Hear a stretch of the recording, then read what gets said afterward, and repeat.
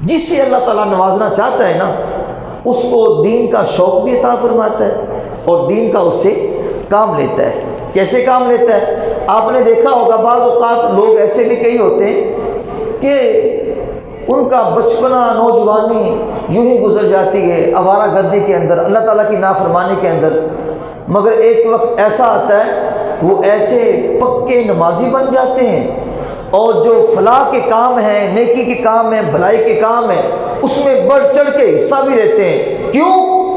اب اللہ نے اسے بھلائی کا ارادہ فرما لیا ہے۔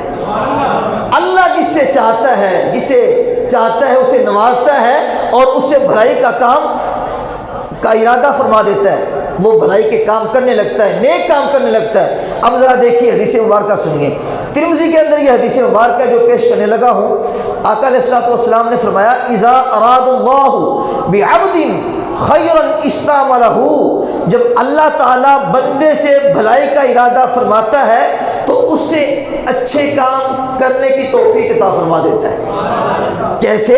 عرض کیا گیا حضور کیف استعملہ یا رسول اللہ، یا رسول اللہ کام لینے سے کیا مراد ہے؟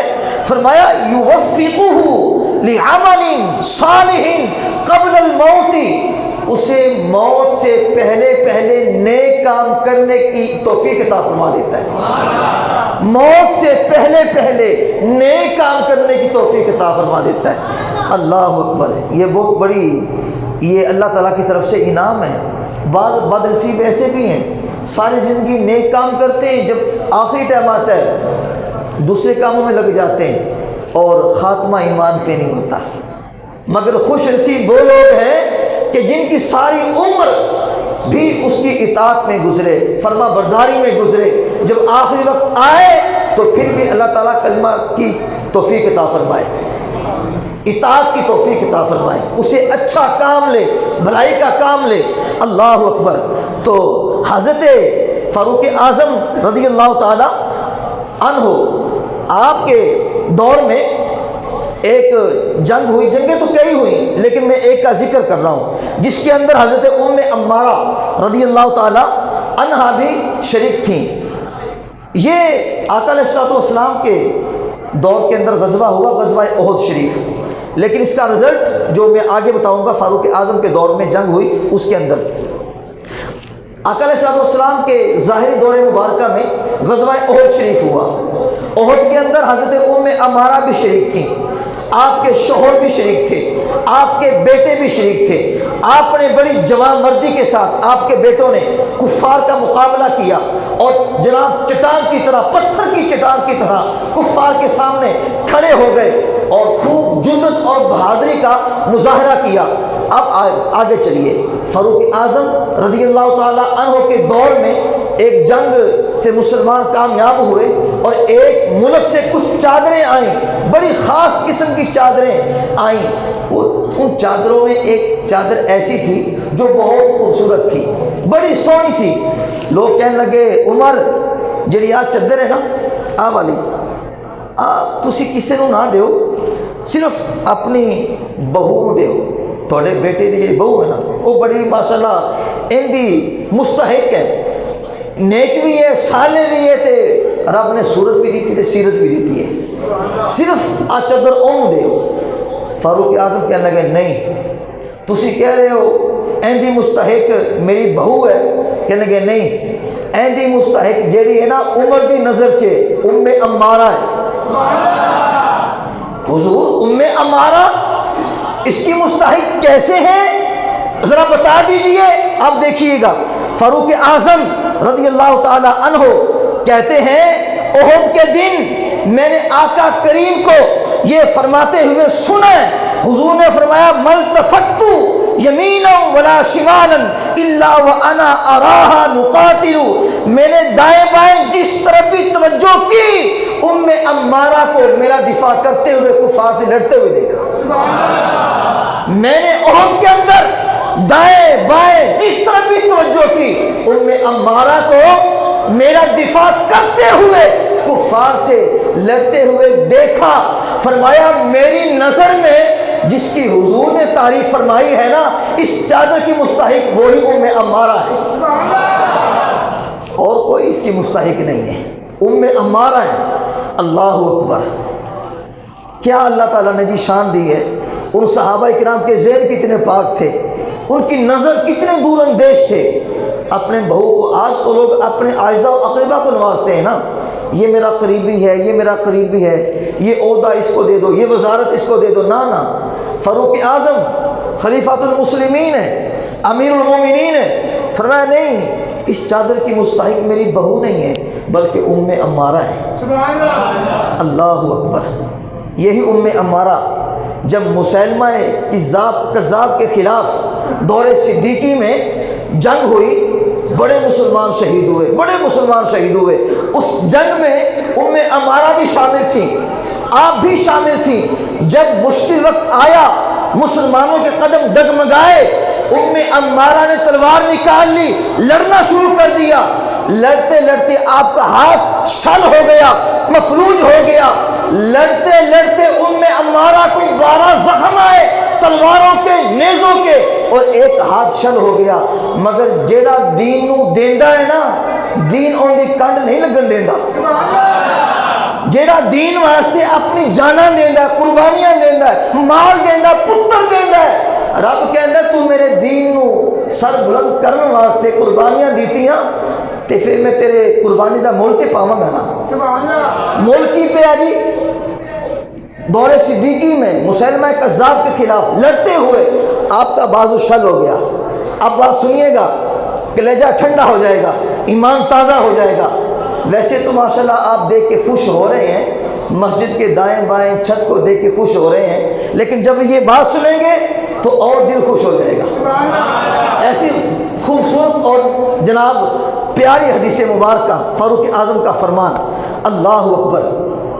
تو حضرت عمارہ رضی اللہ تعالی عنہ کا یہ ہاتھ شل ہو گیا مسیلمہ کذاب کے خلاف لڑتے ہوئے۔ چونکہ تحفظ ختم نبوت میں آپ کا بازو شل ہوا، قربانیاں دیتے ہوئے دین کی سربلندی کے لیے آپ نے یہ قربانی دی، بچوں کی قربانیاں دی۔ رب نے انعام کیا دیا؟ جو ہاتھ شل ہوا تھا نا، آپ جس بیمار پہ وہ ہاتھ رکھ کے دم کرتی تھی، اللہ تعالیٰ اسے شفا دے دیتا تھا۔ وہ شل ہاتھ کسی بیمار پہ رکھ کے یوں دم کیتا، بیمار نو نیڑے کر کے، جڑی مرضی بیماری، بس ہاتھ رکھن دی دیر تے پھوکا مارن دی دیر تے رب نے شفا دے دیتی۔ رب نے کیا تو ساڈے اسلام واسطے، دین واسطے اینی قربانی دیتی ہے تے اسی تینوں انعام دے رہے ہیں، آزاد دے رہے ہیں۔ اللہ اکبر۔ برادران اسلام، یہ ہیں جو آئیڈیل خواتین ہیں مسلمان عورتوں کی۔ اچھا، یاد رکھیے گا ایک بات کہ شریعت مطہرہ یہ بات پسند کرتی ہے خواتین اپنے گھروں میں رہیں، باپردہ رہیں، اپنے شوہر کے علاوہ کہیں دائیں بائیں نہ جائیں، نہ میل جول کریں کسی سے، اجنبی شخص سے نہ ملیں۔ کیوں؟ اس لیے گھر میں رہ کے اپنے بچوں کی تربیت کریں، گھر کے کام کاج پہ خیال دیں، اللہ تعالیٰ کے احکامات کے مطابق، اس کے محبوب کے احکامات کے مطابق زندگی گزاریں تاکہ بچوں کی تربیت اچھی ہو سکے۔ اب جو عورتیں گھر میں رہتی ہیں، خدا اس کے رسول کا فرمان مانتی ہوئی، اس پہ عمل کرتی ہوئی زندگی گزارتی ہیں، یقینی طور پر ان کے بچے آگے سے نیک ہوتے ہیں۔ میں آپ کو ایک مثال دیتا ہوں، مثال کس کی دے رہا ہوں؟ بڑی خوبصورت مثال ہے۔ امیر المومنین حضرت فاروق اعظم رضی اللہ تعالی عنہ، آپ کے دور خلافت میں آپ ایک خاتون کے پاس سے گزرے جو بازار میں دودھ بیچ رہی تھی۔ تو آپ نے اس خاتون سے کہا، بی بی، لوگ بیت اللہ کی زیارت کے لیے آئے ہوئے ہیں، ٹھیک ہے، تو آپ دودھ میں ملاوٹ نہ کیا کریں، ہاں خالص دودھ بیچا کریں، مسلمانوں کو تکلیف نہ دیا کریں۔ اس خاتون نے کہا، ٹھیک ہے اے عمر، ٹھیک ہے، میں آئندہ نہیں کروں گی۔